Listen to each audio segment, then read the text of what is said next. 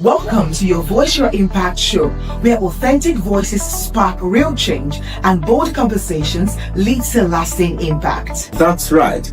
This is a space where we amplify ideas, celebrate stories, and challenge mindsets because every voice matters and every story has the power to transform. Whether you're a dreamer, a doer, a change maker, or someone simply figuring it out, we are here for you.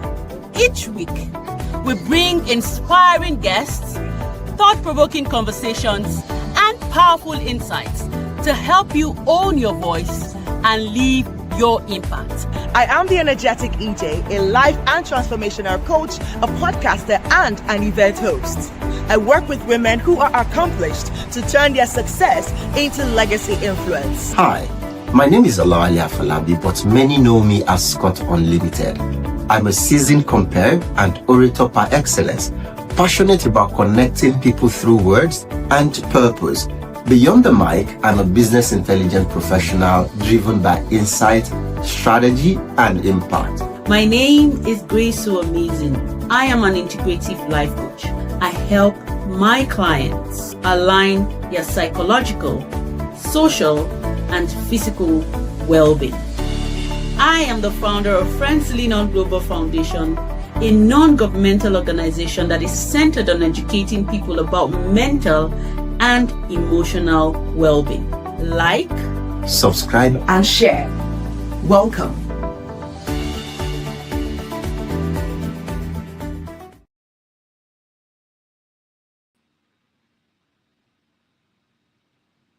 Hello.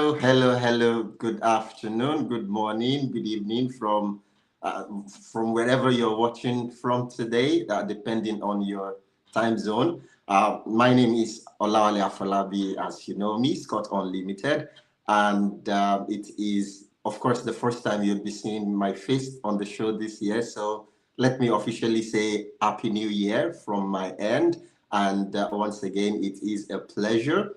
I am so delighted and happy to be here today. So you might be wondering, where are my village people, the loves of my life, Grace So Amazing and EJ the Energetic. Of course, like for the first quarter of this year, we are we are taking the show through a different route, whereby for each week you will be having you will be having one of us, and then at the end of the month, you will be having all of us together to be here with you. So today we will be talking about a very interesting topic, and I'm so excited to be here with you. The topic we'll be talking about is relationships as a catalyst for growth, and the person with whom our guest for today, in fact, I am. At the mention of his name alone, I feel so. It's such a beautiful feeling. It's such a beautiful feeling that he has chosen to be here on the show with us today. And a brief introduction about him. I'm sure many of you have seen the flyer, so you definitely know what I'm talking about. But before I go further, let me know if I am audible and if you can hear me clearly and you can see me. So if you're here with me, can I get a thumbs up just wave your hand in the comment section so that I know that my audio, my setup is correct and nothing is going wrong anywhere. We are excited. Okay, thank you. I see the comments coming in. Okay, that's perfect. All right, so let me introduce you to our amazing guest for today. This person is definitely someone you already know. He is an optometrist. He's a Nigerian optometrist. He's an entrepreneur. He's a film producer. He's an author, and at the same time a relationship coach. He's a father as well, which is very important for you to take note of, considering the kind of conversation we'll be having today. He's a father as well. And he has over 2 decades of lived experiences, navigating marriage, family, and personal growth. And today he will be talking to us about relationships as a catalyst for growth. And the person I'm talking about is no other but the one of the, as a matter of fact, before I even mention his name, personally, I want to say a huge thank you to him before I bring him on, because I know he's a very busy person, but he has still made up time to come on our show today to lend his voice for impact. So with all the excitement in me, as the same way with you, please welcome on the show Mr. Omoni, Mr. Nnamdi Oboli, ladies and gentlemen. Yes. Yes. Thank you very much for having me. You're also welcome. You're so welcome, Yeah. Mr. Oboli. Thank you. So I know you're a very busy person, and on top of that, the time over there in Canada is a bit early. Like I was checking, is around 7 a.m. or 6 a.m. thereabout. Yes, it is. Yes. Wow. Oh, Thank you thank so God. much. Yes. Despite all that, you still made it to be here today. So without taking too much of the time, I would like to start by us getting to, of course, majority of us know you, sir, but I'd still like us to get to know you from your own, let us hear from the horse's mouth. Can we get to meet you, sir? Yes, my name is Nnamdi Oboli, as you guys already know. I practiced optometry for several years, and also became a business analyst, and also now I've always been a marriage coach, kind of, for a while. That's been a long time, and at the time I now decided to write a book about it, which is my very first book, which was Marriage for Better for Us. And the reason was that to understand marriage from a perspective of how it was made for us rather than against us. And it's also a slogan that my mom had always been saying from when I was a child, that look, marriage for better for us. Every time she always said that. So I was kind of stuck to my head. And so I tried to see it from that perspective. And I've helped many couples as well to understand better their marriage, to have a more fulfilling marital life, and to have a clearer perspective from it, especially from a biblical perspective, because that's where I always come from. Everybody has a worldview that informs their opinion or their outlook on things, and mine is purely a biblical perspective on all of that. So yes, I'm grateful to be here to share my experience as well. Thank you so much. Thank you so much. That's wonderful. And I think one of the one thing for me I know is that people who are deeply rooted in God, in the Bible, the level of wisdom that comes with them, and just like you mentioned, and by the way, from the amount of value I've personally derived from the kind of content you put out, and from the kind of impact your contents are making, because I see other people's comments as well. I see how much value everyone is deriving from that. I guess it further explains why you are so loaded with a lot of wisdom in when it comes to marriage. I see the kind, and it also goes further beyond just marriage, in fact, because when you learn these things, because I like one of your videos that I posted yesterday where you were talking about humility, and there are several other videos that touches on different aspects of our lives as well. However, to bring in my first question, I would like to ask, so today we're talking about relationships as a catalyst for growth. Now, the first question I would like us to, because I know, just like you mentioned, majority of the content you put about is about marriage and all. So the moment people saw the topic, they already thought, oh, relationships. So definitely they'll be talking about purely romantic relationships. However, I would like us to I would like people to know that relationships is not just the romantic relationships alone. There are different kinds of relationships that are very important for our lives as a person. So Sarah, I'd like you to mention, I would like you to tell us about the kind of relationship that one should have and how they are actually, catalysts for our growth. Oh, thank you very much.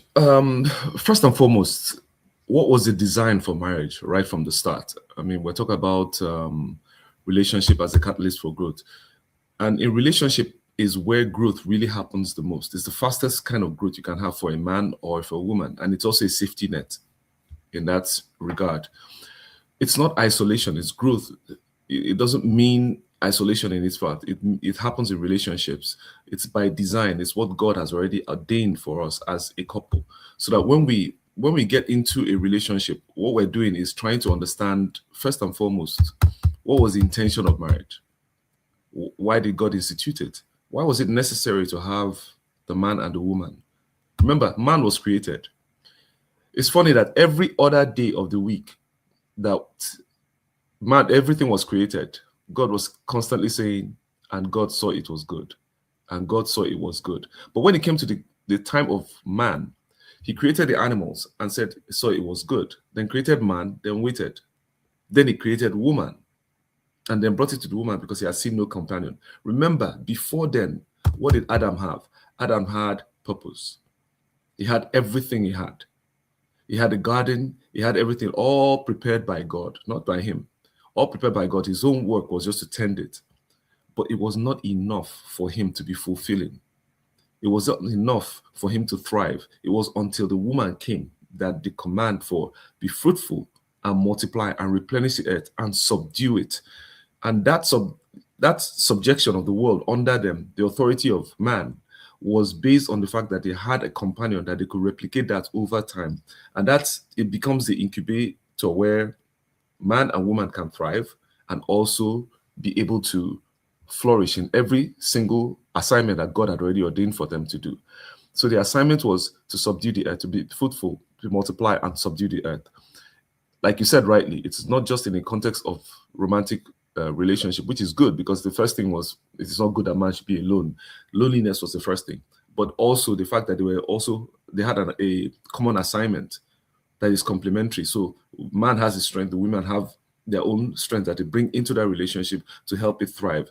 No wonder statistically, married couples do better than the average single person, which is irrefutable in that sense.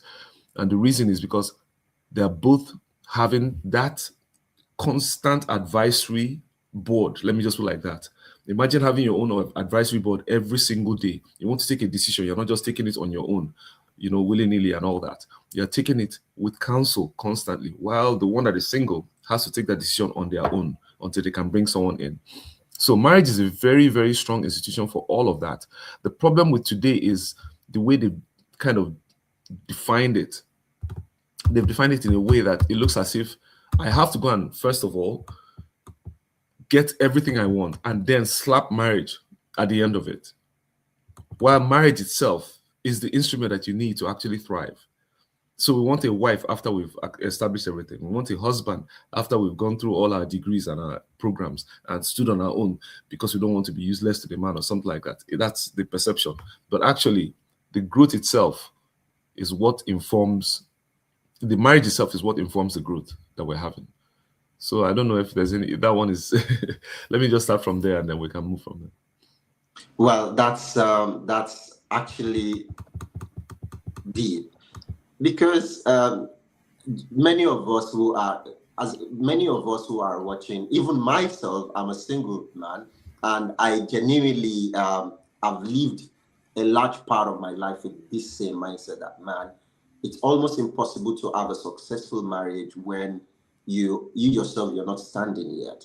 You have to, just like in your words, they want to achieve everything first before they now slap marriage to it. However, yeah, we will. So I feel like for today, we would want to, like, if we could look at, what if we could look at relationship holistically? Like, okay, yes, because before you even get to, one of the reasons why you probably would have this kind of mindset that we have, or also lean towards today's definition of marriage, it still boils down to who you are, and or perhaps the kind of relationships you've had through the journey of your life before you actually become an adult, before you get to the age of marriage. So from the beginning of our lives, like for example, as teenagers up to when we become an actual adult, we still have relationships in there, like professional relationships, friendships and all that.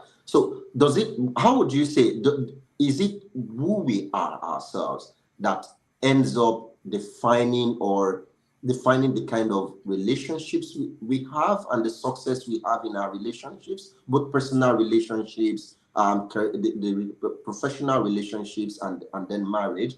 Or are there other factors to it? Yes. Like what I said, it's, first of all, is rooted in the creation order. So we're told by the world right now, the way we think, independent thinking, that individuality thing, that sufficiency is strength and needing others is weakness. So I need to be strong on my own. I don't need somebody else to help me become strong. It's when I have got the strength that I now bring someone as a benefactor of, or someone who benefits from my own success. That's not how it was designed. So your relationships outside with everybody else is also kind of predicated on the human relationship you have within the home. In other words, nobody comes in isolation. Every single human being comes from a home, and that home has a culture and a worldview that informs that home. And that is what you're going to take into the world. That's what you're going to take into your own marriage and every other thing. And it's how you perceive it that you're going to give. You're not going to give what you don't have. You can't give what you don't know. It's not possible. When God said to Abraham, look, I'm going to give you all this land, but you need to just say, I'm going to give to you all this land. For you to perceive it, he said, walk through the land so you can see it, because seeing it helps to inform you better on how to actually carry it out. And it also drives the hunger, because something you have seen is easier to do. You know, for a long time, the world couldn't break the 4-minute mile. For someone to run under 4 minutes, to run a mile in 4 minutes. So suddenly somebody did it. And as soon as someone did it, everybody started doing it. Why? Because they had seen it happen. Before then, it seemed like an impossible task. And so Adam had meaningful work. He had authority, he had direct access to God and intellectual capacity, the kind of capacity that he was able to name all the animals. So he had everything that he had. Still, something was missing. God said, no, it's not good that man should be alone. So capacity without relationship does not produce fullness in itself. Growth requires resistance, accountability, and shared responsibility. And that's why marriage actually informs better when it comes to relationships.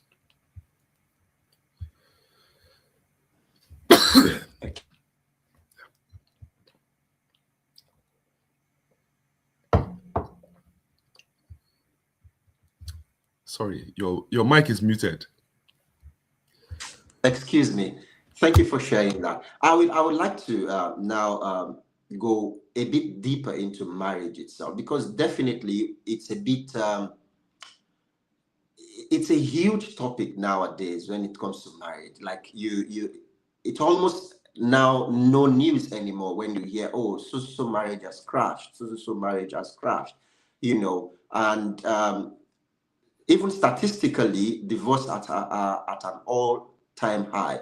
Now, this is a new year. Majority or many of us are, you know, looking forward to a new year. Like, okay, this year is going to be my year. I'm going to probably, you know, so many people have it written down as part of their goals that, okay, 2026 is going to be my year. I'm finally going to be a bride, or I'm going to be, you know, a husband, things like that. However, I don't feel like the amount of information and knowledge we have is profound enough about marriage. I feel like the narrative is already completely twisted, and majority of people are not going into it with clear understanding of what it means. Now, so far we've talked about how God himself ordained marriage from the beginning when he created Adam. So how now, for you as someone who has coached a lot of couples who have, you know, who even you're an author as well, you have a book that also touches on this. What are the things you've seen so far that you feel is causing people, one, to not, that is ruining the narrative, the definition of marriage, two, that is also causing the whole institution to seem like it's crumbling much more than ever? Could you please share some light on that for us?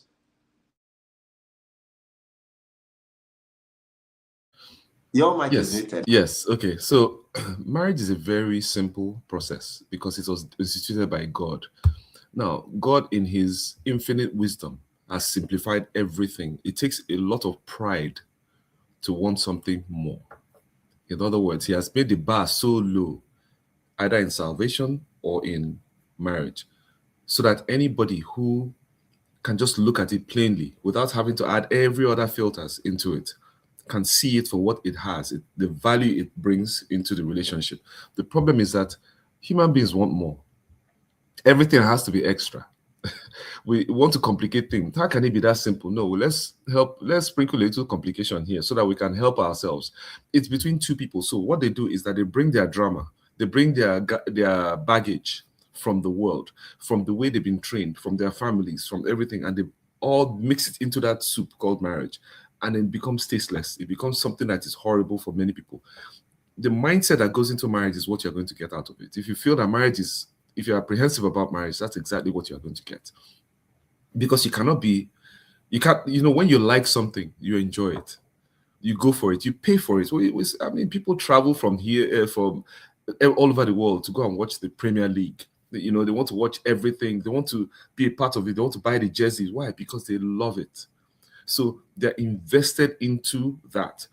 The same attitude must be there for marriage for it to function. Marriage is a beautiful institution, but so many people go into it with ulterior motives, not even necessarily ulterior motives. Because some people just go into it unwittingly based on the baggage that they're carrying, and they don't even know the baggage they're carrying. That's why counseling and coaching is so important, because then you can be able to filter all the noise out and begin to see the union as what it is, sacred, something that's been instituted by God. It's not for it's not to punish you. It is given for your own advancement in life. So marriages are failing everywhere. And surprisingly, there's a statistics that also goes that one of the worst nations when it comes to marriage failure outside their own culture is Nigeria. So they have a high divorce rate outside Nigeria. That's a startling thing, because basically what it means is that there's something in our culture that only marriage within the context of the Nigerian culture itself only functions in that atmosphere, in that environment. That's not good. It means that fundamentally there's something wrong with the way we perceive marriage or the way we execute it. So many people, I understand when they're apprehensive, because many people, statistics informs their opinion rather than going to the source itself. So it's kind of, I want to purchase a car. I don't go to the manufacturers. I don't do proper due diligence. Instead, I'm asking people around alone. And they may have had bad experiences, but their bad experiences may not necessarily be because of the car. It may be because they've seen somebody else that has used the car and it didn't work, but they didn't ask, how did the person maintain the car? Maybe the person was maintaining the car poorly, so they didn't function very well. So instead of asking all those nitty-gritty things that help to flesh it out and give you a proper context to why they say something is bad, people just say, I don't like it. I may go to a place like a supermarket and I just don't like the way they responded to me. But maybe I was actually a nasty person and I wanted good response. So, but when I meet someone that said, don't go into that store, that place is nasty, they're horrible, you always have to go beyond what people just say. It's good to have multitude of counselors, but the safety net is that no matter who you're having as your coach or your counselor or anything that you're doing, there must be a standard in which you are being able to evaluate it. So if you tell me something is wrong, I have to ask, by what standard? Because, I mean, it may be nice to other people, but it's not nice to you. Why? I have to know all of these things. So asking the right question is very key before you get into a relationship. Understanding the nature of the union itself, what was it meant for in the first place, means that you have to go back to the source. And the source is the one that will tell you, okay, this is what marriage is designed for. So if I'm deviating, I know why I'm deviating. I know when I'm deviating. Then I also know how to get it back.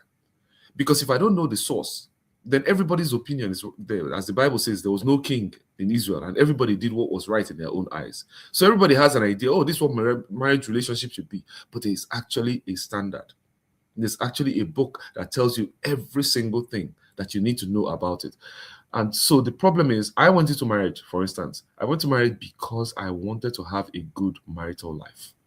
every decision I made, every action I took was informed by the fact that I want joy in my home. I want peace in my home. I want to enjoy my wife. I want, these are things. The Bible says, be enraptured with her love. That means it's a decision that you make by yourself. It's not something that makes it for you. You're not forced. It's not a shotgun wedding where if you don't marry, you will die.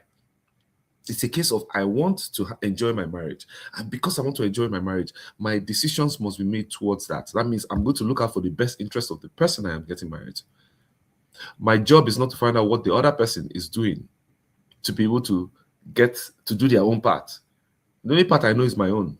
That's the only part I can control. Any other thing I'm trying to do is witchcraft. I might as well just buy a doll and start putting pin and telling them to act in a certain way. So marriage is enjoyable. And in the context of having a successful life, when you are working, knowing that you have to take care of a family, is different from when you are working and you have nobody to care about. You can sleep in a friend's house and you don't care. But when you have to pay the rent, you have to foot the bills, when you have to do so many things, you have a different mindset. You're far more innovative in that sense to do it, unless you come from a home that already gives you that natural drive for it. So yeah, marriage works, but the attitude you bring into it, it's in most cases what carries you far in it, what makes you see it as what it should be. And then there's also an inbuilt responsibility as a person that you must understand that I've taken my vows. I am responsible for my own vows. I made it before God. I didn't just, it wasn't a conditional vow. It was a covenant, not a contract. Contracts can be broken. Contracts are conditioned. But covenant is that I'm going to do this. This is how I'm going to stick to it. And if you have that attitude, you're already, in fact, you've done 80% of the work if you understand that responsibility that comes with it. Because every other thing can be managed when you know that I have a responsibility towards this person. So marriage is fun. Marriage is great. Marriage is simple. It's people that are complicated. And when you understand that you're going to meet a complicated person and they are trying to complicate your life, either willfully or unwittingly, then you begin to act differently because you can't control what they do. But your attitude towards that person may even draw out the good in them based on how you act towards them, because you also have to take your own part responsibly and understand that it's what you do that determines how bad or how good the other one is going to act and react to, and your marriage is going to turn out. So yeah, marriage is good. It helps you to thrive in everything in life, but you have to have the right understanding and attitude to it for it to happen to you like that. Well, that is very informative and enlightening, because unlike what a lot of us, as a matter of fact, I know a lot of people who have on their own, they have made a decision to say, you know what, I'm not getting married because it's complicated. But now today, they could be watching us today, and then now they know that actually marriage in itself is not a complicated institution. It's not a difficult institution. It is the mindset with which people go into it with that makes it now complicated and difficult. So before we go further, I'd like to take one of the questions that we have from our viewers. EJ the Energetic is asking, so what if I am not a Christian? Does it mean I cannot understand the concept of marriage? So how would you respond to this? So for those that are... That's a good question, actually, because here's the thing. As a Christian, first and foremost, we believe that there are no neutral viewpoints. That means everybody comes with a viewpoint that they don't know, either wittingly or unwittingly. Like I said, everybody comes with a bias. Everybody has a bias. There's no neutrality. If you feel there's a neutral point, well, sorry. It's called the pretended neutrality fallacy.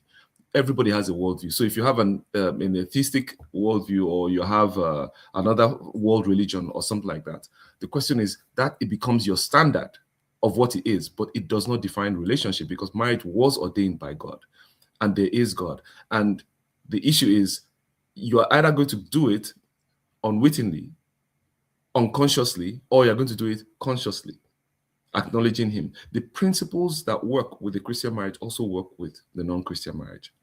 If you do not have and show respect for your spouse and to love them right, you are not going to come out of it well, because it's a selfish kind of relationship. So God ordained it. It affects all of humanity, regardless of whether you believe in him or not. If you're going to have a successful marriage, there are principles that must work. Whether you're a Christian or not, gravity works. And who ordained it? It's God.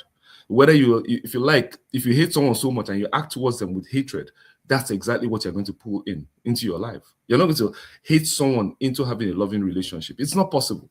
So the principles are still the same. I'm just open and straightforward with my own biases and say, look, this is where I'm coming from. This is my disclaimer. I come from a biblical worldview. Everybody else comes from their own worldview. Some people do not recognize their own worldview. That's different. But they do have it. Anybody that says, no, I'm just, let's just be fair, has put himself a judge over every other worldview. That becomes a worldview in and of itself. So yes, I have a biblical worldview and understanding from that principle. I've seen it work across board. Whether you're a Christian or not, it's the same principle that applies. If someone comes with a secular humanistic worldview, it's still using a secular humanistic worldview to be able to fix your marriages. If they're going to counsel you, they're going to counsel you based on that worldview. And the same question can be thrown at them. What if I am not a secular person? Can I not have and understand marriage? Do you understand what I'm saying? So it's that the principle works any other way itself. But here's the thing. God is the God of all creation. And if it is he that ordained marriage and gave us the criteria for marriage, the question is, does it work in the other context? Like if you use the other gods or you use the other a non-deistic world where there's no God, then how do you account for the ought? That is what people ought to do. How do you place a standard? Because then everybody's saying, look, you see, my worldview is different from your own. Yours is different from my own. And mine says destroy marriage. The other one says fix marriage. How do you fix the two of them? By what standard do you say this is good and this is bad?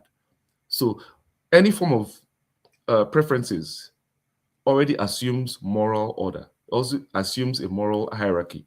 And the question is, which moral disposition do you have? Who is actually drawing your morals? Because morals have always been based on, some people will say, oh, it's based on what the society agrees. But yeah, but what if all the society agrees that, for instance, everybody should be, a certain group of people should be slaves, and they make it a law, while others can be free? Is it morally good? Can we judge them to be wrong based on a higher context? Or would you say, oh, the society has already agreed on their own, therefore slavery is good? Do you understand what I'm trying to say? So you have to understand it from, there must be an overriding objective transcendent standard that defines everything else, or else, man, everybody goes and everybody does what is right in their own eyes. Right, love it. The comment still goes further to say the God ordained principle stands and applies to everyone. Thank you so much for that brilliant answer. Of course, it's Mr. Oboli. What do you expect? All right, all right. So moving forward, I would like to. There's a very burning question in my heart that I would like to ask you, sir. Now, marriage and money. In today's world, majority of literally everyone is definitely looking for growth. Even more importantly, it's the beginning of the year. One of the things in every area, personal development and all that, one of the things most people are looking forward to is either scaling their business, or which maybe growing in their careers, different things like that, somehow relating to finances. Now, how does marriage help you? And just like you said before, let me take us back a little bit. You said it's not right to, first of all, achieve everything and then slap marriage at the end of it. But then we believe marriage is expensive, right? But my question actually would be that how does marriage / relationships that we have, how does it impact our financial growth? And how can we be, basically, how can marriage and our relationships help in getting better financially? Oh, yes, I hear the questions, but there's a lot of assumptions inside there in the question itself. One, it assumes that because I'm married, therefore I'm going to spend more money. That's not true. I spent less money married than when I got married.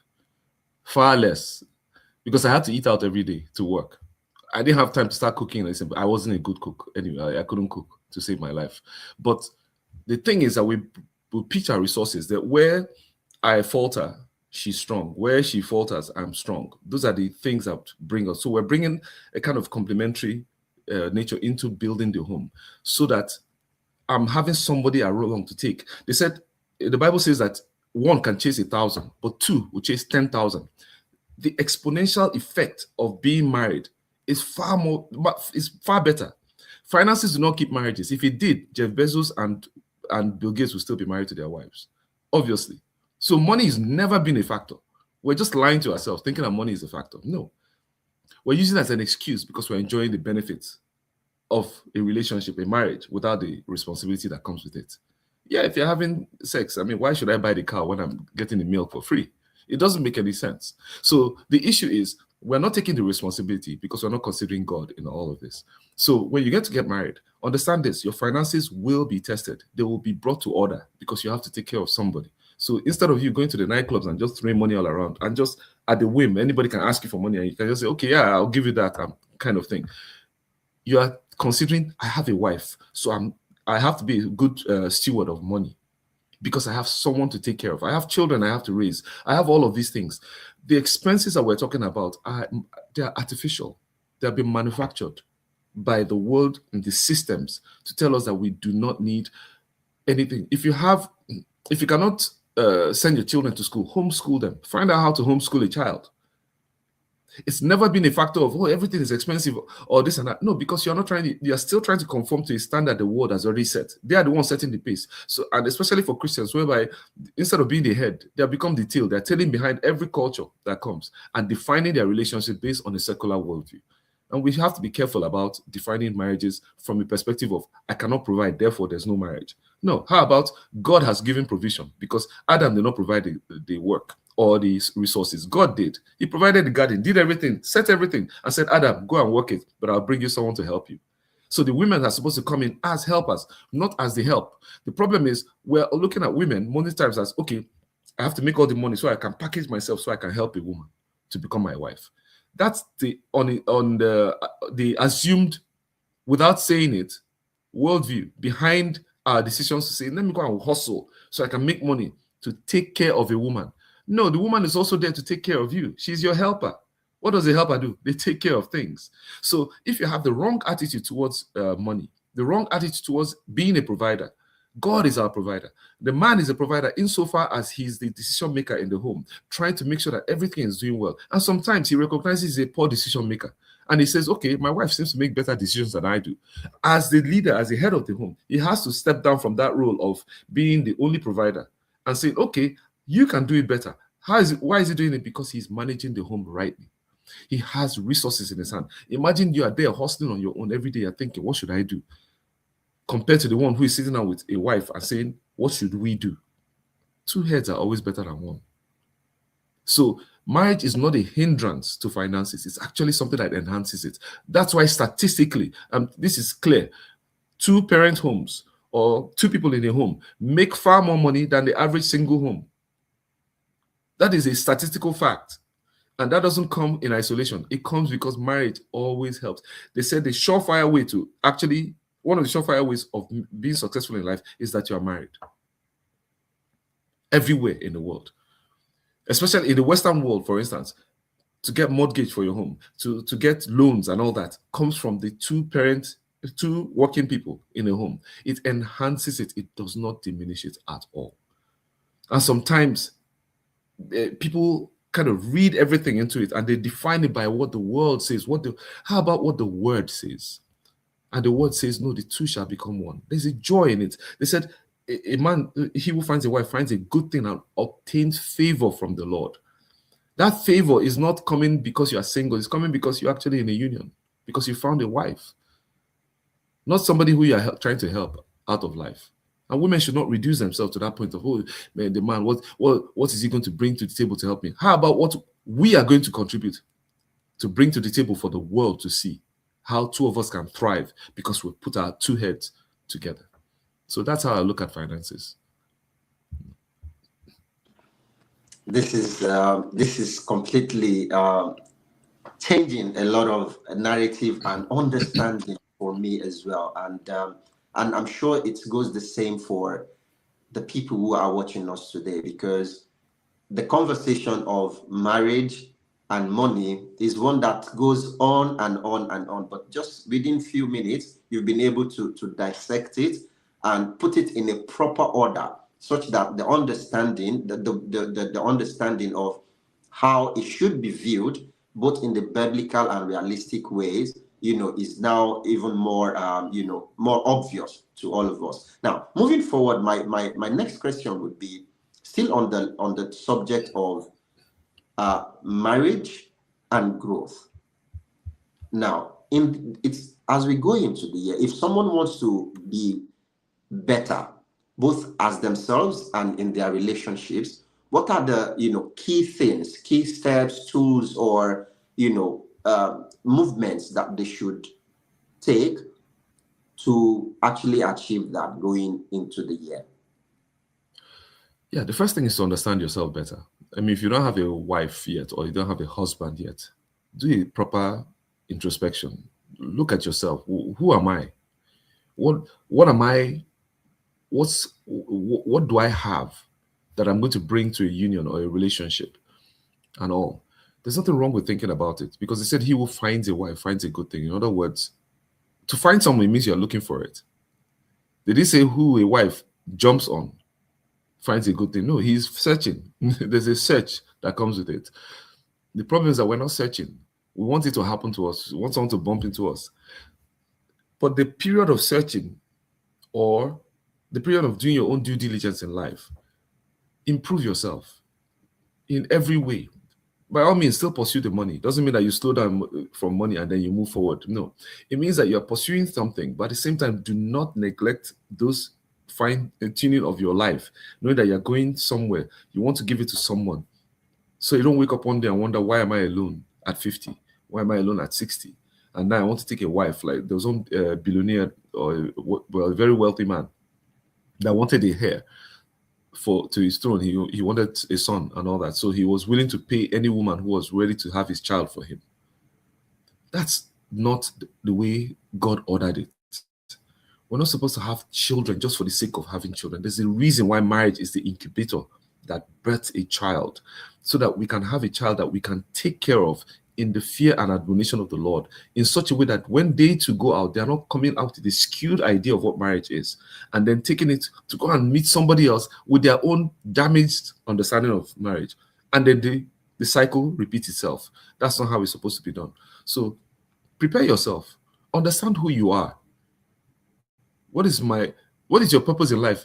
Yes, you can search for your purpose all day. It's good in and of itself if you can find it. But first, deal with those small responsible acts that comes with taking your vows responsibly, understanding the nature of a vow, understanding what kind of a person you are that will break that vow. All of those things help, so that you don't meet somebody and then you bring your bad self and expecting that they will be the ones to fix it. No, marriage doesn't fix you. Marriage orders you, but it can order the bad part of you, or it can order something you've already recognized, as well as something that you've already prepared yourself all through. So fix yourself, understand who you are, so that when you're coming into that relationship, it helps you to choose the right partner better. So you're not choosing it based on what people would say, because there's so many people who want to choose a wife because, man, my friends are going to look at me and say, man, that correct babe that you brought. Or the girls will be like, man, you caught a big fish. This man, he will take care of all your needs. There's no value in that. There's value in the fact that you can exchange, because sometimes the way people talk about finances and how you do yourself and career and all that is as if the Bible forbids poor people from getting married. There's no such thing. Poor people should also get married, because for the same reason, for companionship, to procreate, and to glorify God. Those are the three reasons that we do these things, to subdue the earth. So if we look at ourselves and start thinking, I'm about to get married, or I'm not yet married, what would you need to do? You prepare yourself. You don't wait for the time of war to start learning how to fight with a gun. You learn how to use the weapon before then. So when the war comes, then you know how to use it and apply it. So who are you before the wife comes in? Who are you before the husband has chosen you? Those are the things that you are now constantly building up continually. And then by the time you now know who you are ready to present yourself in any situation, knowing you know who to get rid of and who to accept into your space. So you don't deal with time wasters. And you don't have to diminish yourself or demean yourself in such a way that you now end up with the wrong crowd, with the wrong person for marriage. So checking yourself, aligning yourself, building yourself, that helps a lot during your single phases. That is, yes, I relate to that. You know, one interesting thing is, before we chose this topic, relationships as a catalyst for growth, the initial topic we were going to choose for today's episode was something relating to personal identity. Because I was telling the team, I said, you know what, Mr. Oboli is someone who is really vast, and I would want him to help I want for us to talk about personal identity, such that who you are. There's a saying, in fact, that you don't attract what you want, you attract who you are, right? Personal identity plays a role on everything. Whatever you aim to achieve, whatever you aim to be, it still falls within who you are, how you see yourself and how you know yourself.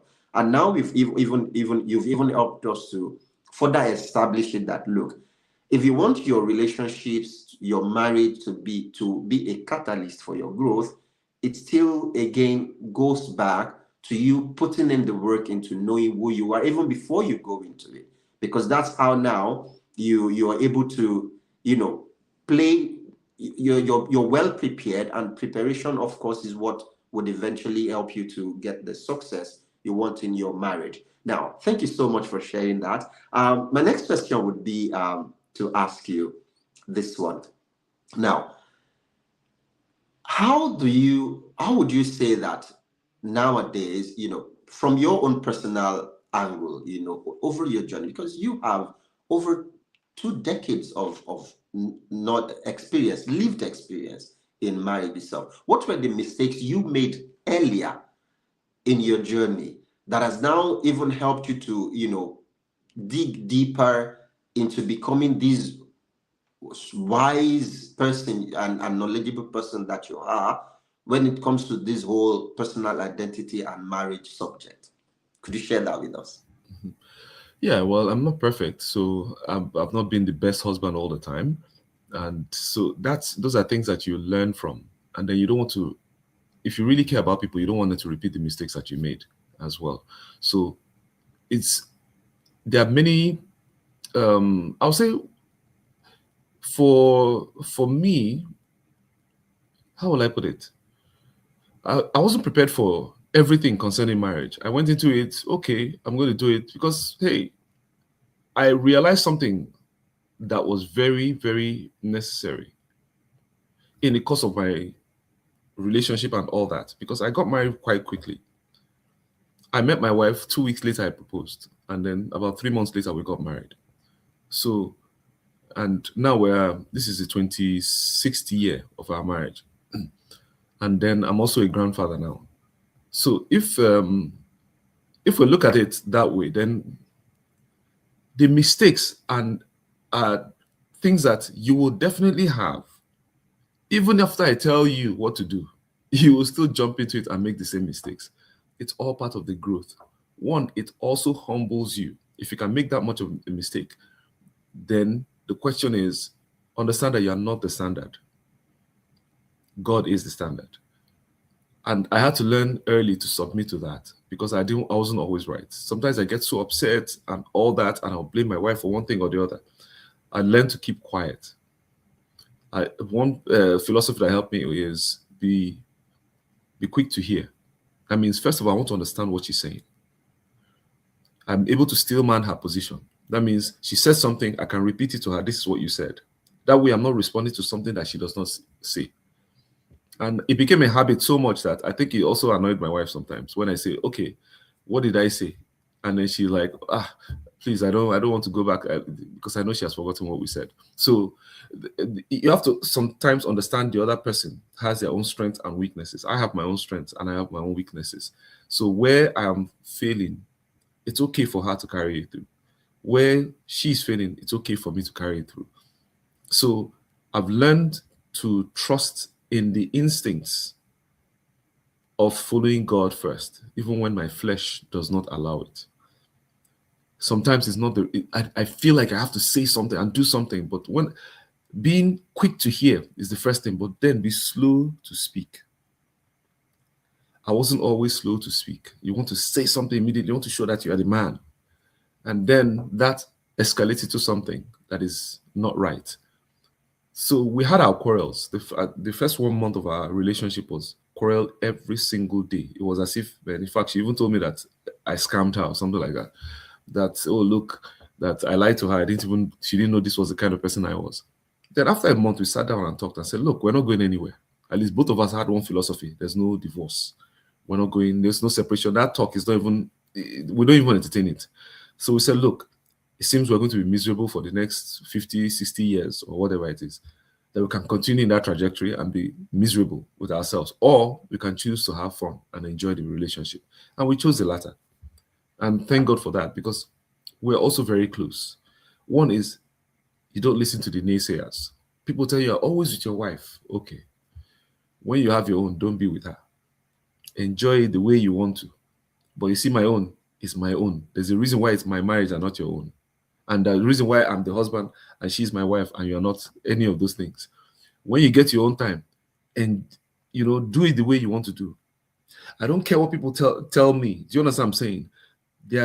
If their advice, as long as it's not something that is clashing with the truth, that means I was very good at listening to advice. But I don't take every advice as good. That's one thing you have to be careful about, because you can listen to people that will appeal to your ego. You're the man now. How can she do that to you? But wait a minute, that guy that's giving you the advice is not sleeping on the same bed with that woman. So they're giving you advice based on their own perception. And only for me to find out later that some people giving you advice are already on the verge of divorce for their own marriages. So why you listen to everybody? Go back to the standard, the word. We'll all make mistakes. I agree you're going to make mistakes. And some of them will be terrible mistakes. But marriage is about two people who learn how to forgive each other. Why? Because they understand grace. When you understand that God, in spite of all, he demonstrated his love towards us in that while we were yet sinners, Christ died for us. That means that when you're going to give that same grace, don't be like the wicked servant that they forgive 10,000 talents and refuse to forgive 100 denarii of his own servant. If God has given us so much, you should be able to extend grace to your partner. And trust me, there's no sin that you have committed, that they've committed against you, that is as bad as what you have done towards God. Now, I'm not saying that you don't have to be cautious about maybe like serious abuse and all that, but be careful that you don't take every single element of what they say. Oh, he said it to me. How dare he say it? And you now escalate a situation that is somebody sitting at the side and wondering, if you have come to my home, that one is small, it's child's play. You know how it is now. When some people say, my parents, they're terrible, they're this and that. And then when we sit down, we say, man, my own flock be well. My own dealt with me very well. When you start comparing us, you realize, wait a minute. I think I have it good in my own home. I should be more appreciative of what I have.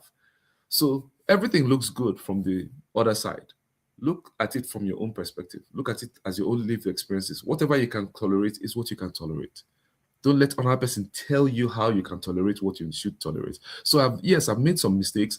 Many of them I can't remember. And she has made some mistakes. I can't even remember them. Why? Because so many times we quarrel about things that you want them to change so much. But after some years, you'll now be wondering, what was that thing I was quarreling about? I can't even remember what it is. That means it wasn't that important. Because if it was that important, it will carry through even after if the person has refused to change those attitudes. But there's some attitudes now that define my wife that I used to not like. And when I decided to let it go, it became the very things that defined her so much that I don't even want her to change anymore from those things. So Maturity comes with age. It comes with experience, understanding that the two of you came with baggages, single baggages. And when you're trying to squeeze two people with a lot of baggage into a particular smaller space to make them one, you have to lose some weight. And that weight is necessary to help the union to thrive. Thank you so much for sharing that. Thank you very much. Now our time is fast spent, but there are still a lot of things I really want us to talk about on the show today. But so before we begin to round up, because we are almost time is almost good, I would like for you to touch on communication, because the response you just gave, it shows the importance of communication, because it's part of communication that brings the growth. It's when you communicate that you see the grace, that you should be able to give to each other. So could you please tell us a little bit more about the role of communication in all this? Yeah, communication is a central point of a relationship. Without communication, there's no relationship. They say, can two work together unless they are agreed? How can you agree when you didn't communicate what you agree on? There must be an agreement.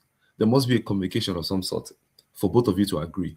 So communication helps in terms of, okay, we have issues, how do we communicate it? And communication is something that has to deal with, it touches on so many nerves, because it deals with who you are as a person, what you're able to take, your responsibility, your temperament, and all of that. Because your wife can tell you something, but the way she delivers it is the way she feels. So you have to learn how to hear what she's saying without responding to how she said it. And that doesn't mean that how she said it is always right. It means that was not the right time to address the issue of how. It's the right time to first get the what that she said. So get the what first. The same thing with a husband to the wife. Listen to the what he said. Deal with it then.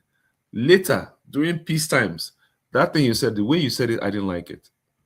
Then you can address, okay, maybe I didn't address it properly. These are things that you have to learn over time. So communication is very key. How you communicate and what you communicate, and that you even communicate. Because if you don't communicate and there's silence in the home, it's already gone. Because there must be some form of silence. Don't be that woman that sends your husband to the corner of the rooftop than to be with you. Because you're no more communicating. He's now at the rooftop. Because he's running away from you. Because you are talking at him. You're not talking to him. You are talking over him and all that. That's something that you have to refrain from doing, because he's your partner. And then you have to respect him as the head of the home. Because anything you do, you have to do it to them as to the Lord. That's very key. Because many times, many people tell you, what if a man does not do this? Why should I? What you're saying is, my behavior is always predicated on their actions. That means you don't have a standard for yourself to be able to say, you know what, regardless of how people behave, I will still behave right. So if you're a monster because everybody is a monster, then you are never good. You are just reactionary. So communication with your spouse must be based on first understanding who you are, understanding what is good to do, what is a mature thing to say at every single time, because you are both of you can only grow in communication. Sometimes, and especially for women, they always almost expect a psychic response from men. How do you not know what I like? Yes, but you didn't say anything. How am I supposed? I'm supposed to imagine it. I'm not Daniel that had to first tell Nebuchadnezzar his dream before I interpret it. So that's how I look at communication. You have to express it. All right. To our viewers at home and from all over the world, wherever you might be watching from, I'm sure by now you've also, just like me, you've learned a lot of things from today's episode. And for those of you, as a matter of fact, even for those where, if you know anyone who is looking to make better choices, better decisions in their relationships or marriages through the year moving forward, or are even looking to get into marriage, I believe this is an episode that you really should share with them, because there's a lot of knowledge that has been shared here today that does not even come from the book. It comes from lived experiences. And obviously, that's the best way that's the best kind of knowing, you see. So Mr. Oboli, to bring it back to you, for us to round up, because our time has far, is fast spent. What would be your last, your closing, statements for those that are watching us today, on today's episode? I'll say submit to God, and let your lived experiences reflect His glory in every way, and understand that you didn't ordain this marriage. Marriage was ordained by Him, so you have to go back to the one who ordained it to find out how to define it properly. Because when definitions are very good, when you understand the definition, then you're able to follow through, so that you don't following marriage just for the sake of, okay, everybody's getting married, so I need to get into marriage, or questioning it simply based on your own idea and all. So understand marriage for what it is, and then start living it. Go into it with an attitude of, this is good for me. It's not something that's against me. It's not there to tear me down. It's not there to destroy me. And it's funny because many people who actually think like that still want to get married somehow, and they're still contemplating. The reason you're contemplating is because it's been there. It's hardwired into us as humans. That's what God put in us. So the desire already proves that it is not something that is just happening, or it's just a thing on its own. It means that you already desire those things. So why not just do it right? Enjoy it. Learn to live with somebody else and do it in such a way that glorifies God. But more importantly, to understand that the value it gives is for you and for your benefit as well. Wow, thank you so much, sir. Thank you so much, sir. As a matter of fact, because obviously I'm the only one here on the screen, but Okay. in the back end there's a whole, there's a whole team. My village people are in the back end.